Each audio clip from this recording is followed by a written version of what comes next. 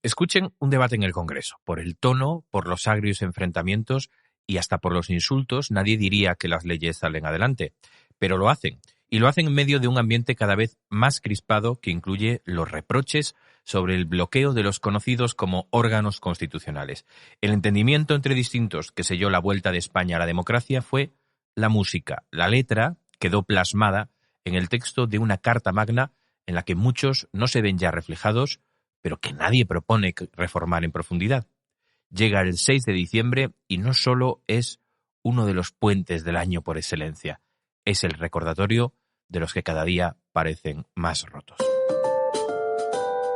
El quinto párrafo, un podcast de Infolibre. Con Daniel Basteiro.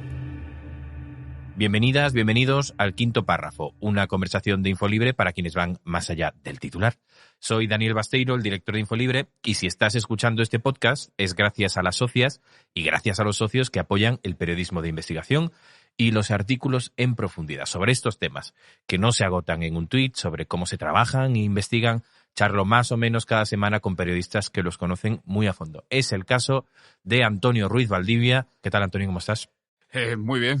¿Hay motivos para celebrar este 6 de diciembre? Bueno, yo creo que sí hay motivos para celebrar este Día de la Constitución, pero de hacerlo de una manera bastante autocrítica. Yo creo que el texto constitucional ha demostrado que sirve, que vale, que hasta en los momentos en los que se tensiona más la vida política tenemos un paraguas constitucional bastante robusto, pero que merece ser reformado y pronto, desde este 2023 que empieza. Que igual tiene alguna gotera. Vamos por partes, vamos a por ello. ¿Es la Constitución hoy un texto popular? Se suele decir que en España las constituciones no se reforman, ¿no? Sino que se tumban, caen a bloque y se instaura un nuevo régimen, no sea el que sea.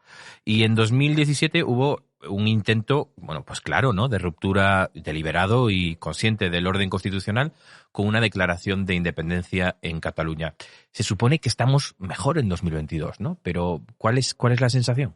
Pues yo creo que la sensación es que la Constitución sirvió, pero que en este paraguas, como decíamos, constitucional, hay que leer bien la ley, hay que aplicarla bien, pero sobre todo los políticos tienen que hacer política, que es lo que se está demostrando en Cataluña, que 5 años después, si se hace política, las cosas van mucho mejor. No solo hay que referirse a la Constitución, sino que hay que aplicarla y, sobre todo, exprimir ese espíritu constitucional.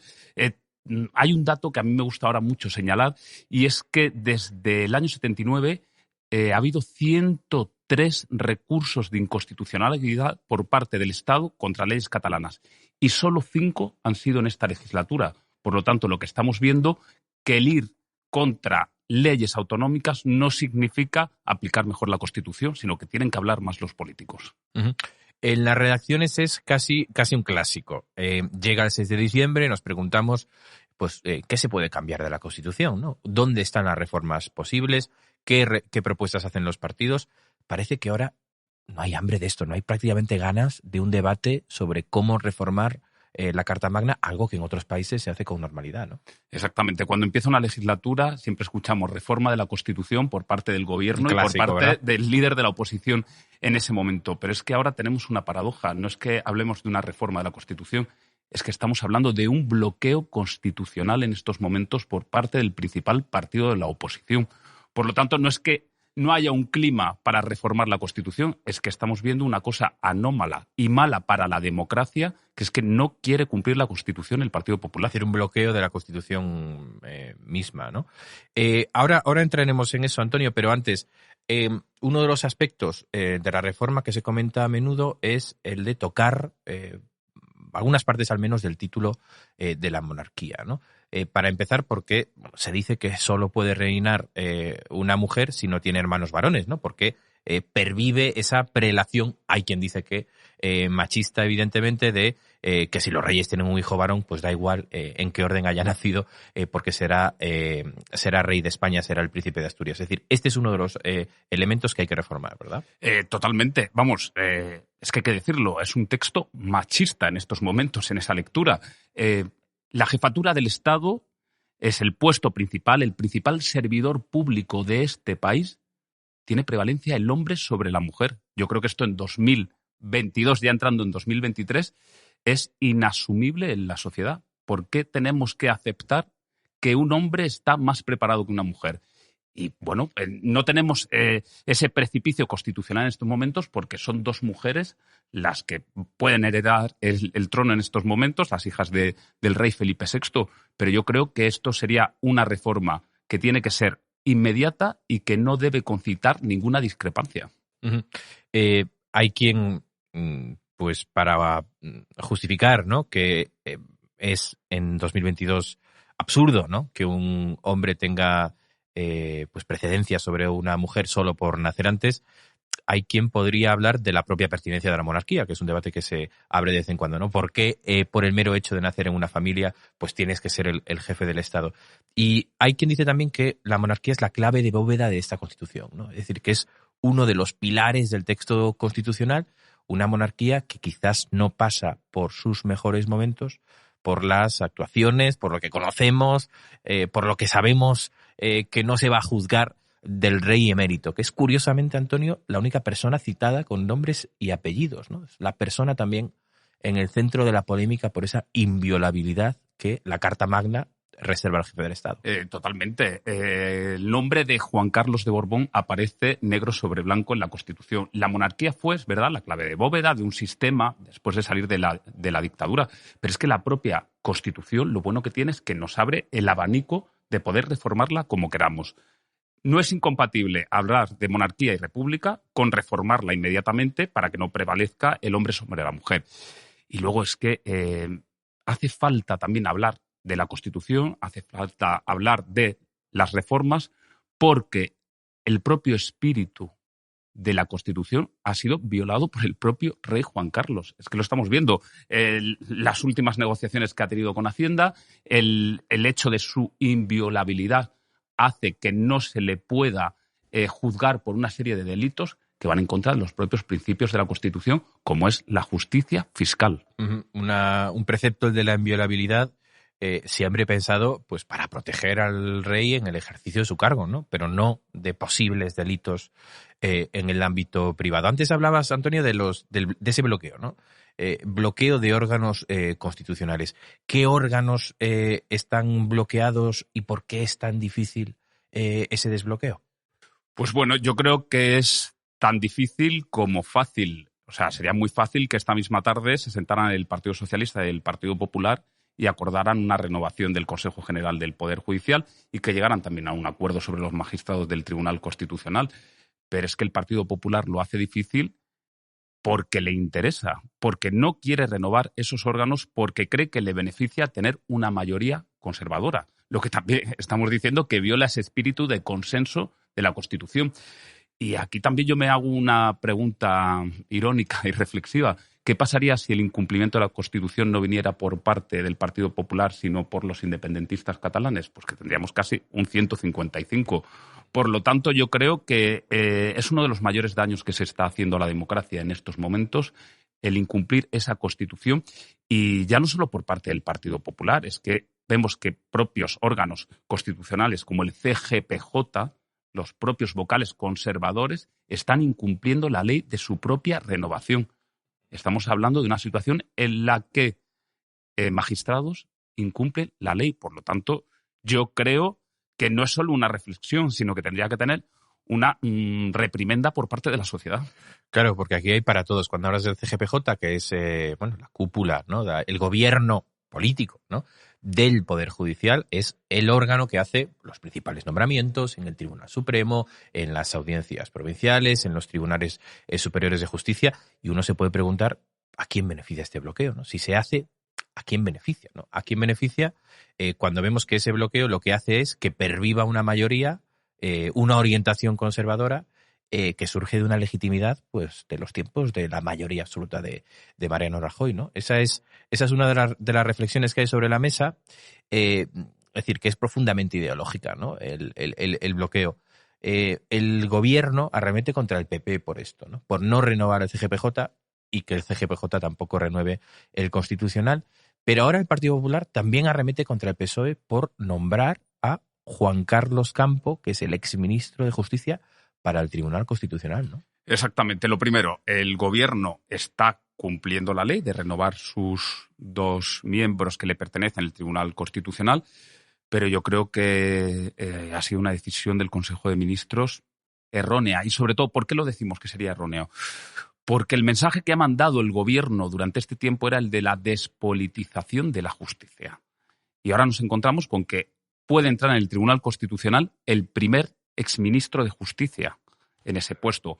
Por lo tanto, es una señal que se manda que no es positiva en ese mensaje precisamente de despolitización. Y además tiene una vertiente jurídica, ética e incluso política, porque lo que hace todavía es bloquear más la situación con el Partido Popular y, sobre todo, darle argumentos, sean verdaderos o falsos, al discurso que tiene el Partido Popular de que el Gobierno quiere colonizar las instituciones. Claro, es decir, que hay 2 esferas, ¿no? Una, la del cumplimiento de la ley, y ahí el PP todavía no está, y otra, el cumplimiento de la ley, y además, ¿no?, que se haga favoreciendo una percepción aceptable para la sociedad. ¿Cuál es la situación ahora mismo del Tribunal Constitucional? Es decir, hay quien habla de este órgano de garantías, ¿no?, que no es poder judicial como tal, como casi una tercera cámara, ¿no? Es decir, está el Congreso, está el Senado, y después, oye, el último partido se juega en el Tribunal Constitucional. Se juega en el Tribunal Constitucional y fíjate que siempre se juega principalmente cuando el Partido Popular está en la oposición y quiere hacer daño al Gobierno. Y esto yo creo que es muy perjudicial, porque el Tribunal Constitucional es el máximo órgano para interpretar la Carta Magna, pero no tendría que ser para dar victorias o derrotas a los partidos. Yo recordaba estos días en los momentos que vimos también el Constitucional como tercera cámara en la época de Zapatero, cuando se recurrieron todos los estatutos de autonomía que se crearon, no solo el catalán, el andaluz, por ejemplo, también fue al Tribunal Constitucional y también se le recortaron ciertos artículos. Pero yo creo que principalmente es la derecha la que utiliza el Tribunal Constitucional para intentar hacer daño o tumbar leyes. Leyes que normalmente, además, suelen tener un carácter muy ideológico, muy progresista. Es que estamos hablando que está recurrida y no se ha fallado la ley del aborto todavía de José Luis Rodríguez Zapatero. Y hay un precedente malo que no tiene que ver en nuestra doctrina constitucional, pero sí internacional, que es lo que ha pasado con el aborto en Estados Unidos. O sea, los jueces tienen también ideología y los jueces también interpretan la ley según cierta ideología. Por lo tanto, estamos hablando de leyes que suponen grandes avances, que suponen grandes progresos, pero que pueden ser tumbadas con una interpretación muy rígida del Tribunal Constitucional. El progreso nunca es lineal. Estamos en torno a un 6 de diciembre de 2022.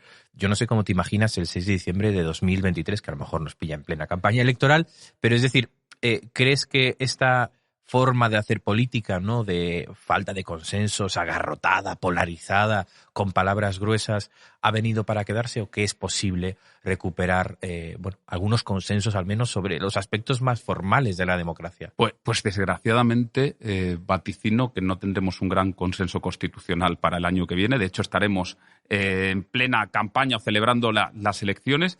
Y también me viene a la mente, que es un tema sobre el que se ha discutido mucho en política, aunque ahora no aparezca, que es aquella reforma de la Constitución sobre el mecanismo de investidura, que tuvimos bloqueado el para Gobierno. evitar bloqueos, ¿no? Exactamente. De hecho, siempre se ha fijado algunos caminos o posturas en estatutos de autonomía y en comunidades como País Vasco o Asturias, ¿no?, con un sistema en el que no se pudiera bloquear aquellos meses o aquel año que vivimos muy intensamente, que recordarás... Peligrosamente. Exactamente, recordarás tú al pie del cañón, como siempre, aquellas sesiones de investidura fallidas o aquellos negocios fallidos, aquellas negociaciones fallidas.